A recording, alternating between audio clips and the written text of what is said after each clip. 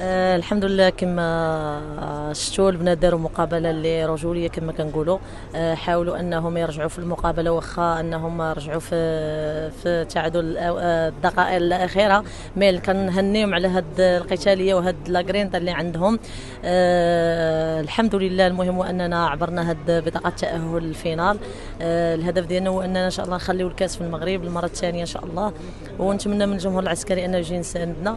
الاحساس ديالو اني ما لاعباش، الحمد لله مني كنشوف البنات انهم تيتقاتلوا وتيلعبوا ليك، هذا كينقص شويه بعدا كوميم ان كيما ديك ستريس اللي ملي كيكون رباح كيتنسى كل شيء. الحمد لله.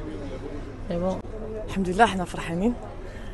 حطينا واحد البلانينغ بقينا ماشيين به، بقينا غاديين ايطاب باغ ايطاب، والحمد لله لقينا راسنا في فينال. هادشي ماشي بسهل. كنشكر بزاف اللاعبات وستاف، لا تقني ولا اداري ولا طبي، على المجهودات كاملين اللي كيقوموا بها. هانئ الشعب المغربي وفريق الجيش الملكي. الخصم ديالكم جاي ماشي سهل صراحه. الخصم ماشي سهل، كان قوي وكان عازم باش انه يدوز الفينال، من العزيمه كانت قويه ديال فريق الجيش الملكي واستطعنا باش نكونوا في الفينال. لا فار دورة مرافقة الشامبيونز ليغ كيأكدوا حضور الكرة المغربية في هذا النوع هذا من كرة القدم. مالوغوزمون مرة أخرى ما كيحضرش الجمهور. الميساج ديالك انت للبيبليك ماروكان باش يجيو يساندوكم في الفينال؟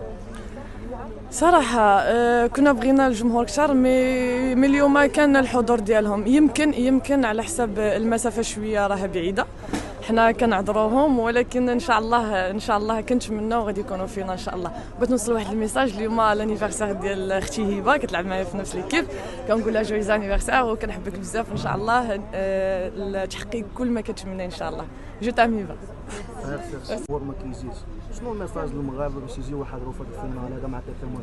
يعني كنتمناو الجماهير انها ماشي الجماهير العسكريه، من الجماهير المغربيه كامله انها تجي تساندنا في الفينال باش تعطينا واحد الدافع، واحد القوه، حيت حنا بدون الجمهور حنا تنحبوهم وكنبغيو نهديو لهم ان شاء الله باش يعاونونا باش نخليو هذا الكاس في المغرب باش ما تضيعش منا.